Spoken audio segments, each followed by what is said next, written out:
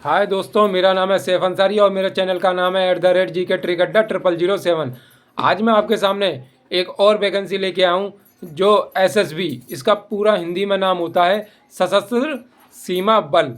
इसमें क्या योग्यता रहने वाली है, क्या एज रहने वाली है, इसमें फीस कितनी लगने वाली है और कौन कौन अप्लाई कर सकता है और कौन कौन अप्लाई नहीं कर सकता।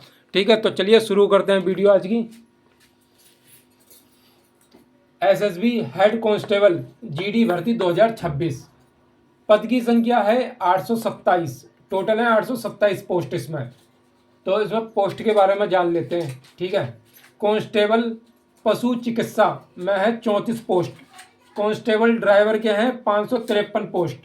कांस्टेबल माली 41 पोस्ट। कांस्टेबल पानी ढोने वाला 5 पोस्ट।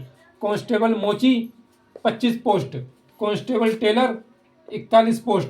कांस्टेबल धोबी 74 पोस्ट। कांस्टेबल नाई 43 post. Constable waiter 3 post. Constable बढ़ई 7 पोस्ट। कांस्टेबल नर्सिंग और रली 1 पोस्ट है इसमें। ठीक है, ये तो पोस्ट की बात होगी, किसमें कितनी कितनी पोस्ट हैं। ठीक है, कि मतलब टेलर में कितनी है, धोबी में कितनी है, मैंने आपको बता दी है। ठीक है, आप इसमें योग्यता की बात कर लें। आपकी 10वीं का सर्टिफिकेट हो या 12वीं का हो, साथ में आपका एक्सपीरियंस सर्टिफिकेट हो। 10वीं 12वीं के साथ मतलब जो सी आप ट्रेड चुनेंगे तो उसमें कम से कम आपके पास एक्सपीरियंस सर्टिफिकेट होना चाहिए। ठीक है, जैसे माली है, इसमें माली में क्या है, कम से कम 1 साल आपने कहीं माली में काम करा हो। ठीक है, ड्राइवर की भी ऐसी। ठीक है, या मोची में टेलर के में, जैसे किसी इंस्टीट्यूट में आपने टेलर का काम करा हो तो आपके पास सर्टिफिकेट हो। ठीक है, अब एज की बात कर लें। 18 से 27 वर्ष तक, किसी किसी में 18 से 23 साल तक भी मांगी है, किसी किसी ट्रेड में, और वैसे 18 से 27 वर्ष तक। ठीक है, किसी किसी पोस्ट में 18 से 27 साल भी मांगी और किसी किसी पोस्ट में 18 से 23 वर्ष तक मांगी गई है आपकी एज। ठीक है, अब मैं आपको ये समझा दूं कि जिनके पास OBC सर्टिफिकेट हो या ST सर्टिफिकेट हो या SC का सर्टिफिकेट हो तो उसे एज में भी छूट मिलेगी। 18 से 27 वर्ष ये तो ट्रेड की होनी चाहिए कम से कम। अगर आप OBC हो तो 3 वर्ष की छूट है। SC ST के अगर आपके कैटेगरी में आप आते हैं तो 5 वर्ष की छूट है। फीस की बात कर ली जाए तो आपकी फीस है सिर्फ 100 रुपये की मात्र। ठीक है, SC ST प्लस महिलाओं के लिए इसमें 1 रुपये का भी कोई भी डिमांड ड्राफ्ट नहीं लगेगा कैसा भी।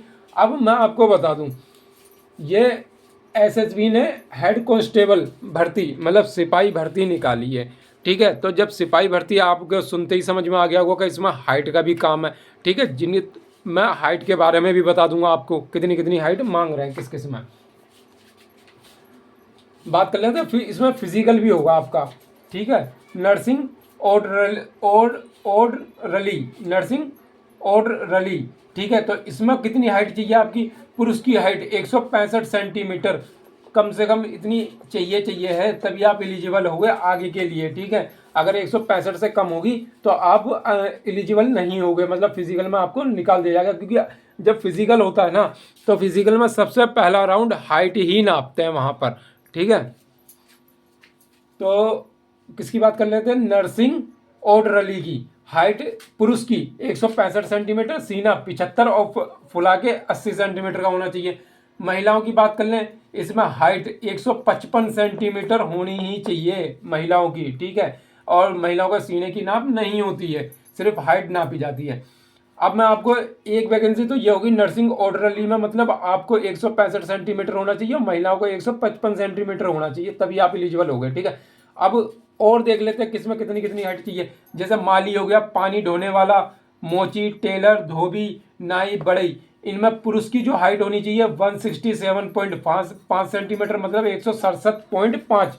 ठीक है, सेंटीमीटर हाइट होनी चाहिए और महिलाओं की 157 सेंटीमीटर होनी चाहिए कम से कम, तभी आप एलिजिबल हो गए फिजिकल के लिए। ठीक है, अब मैं आपको एक बात और बता दूं। अब जैसे ये कांस्टेबल ड्राइवर की पोस्ट है, इसमें आपकी 170 सेंटीमीटर की हाइट होनी चाहिए कम से कम।